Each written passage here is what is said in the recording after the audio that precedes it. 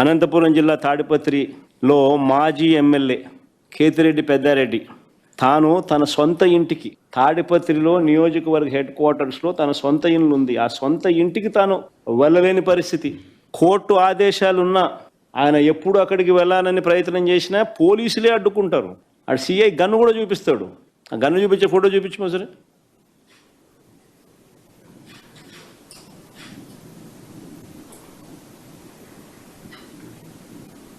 బీహార్లో ఉన్నామా లేకపోతే ఏ రాష్ట్రంలో ఉన్నాము, అటవిక రాజ్యంలో ఉన్నాము అనేది నిజంగా చంద్రబాబు నాయుడు అనే వ్యక్తి నిజంగా తనను ప్రశ్నించుకోవాలా.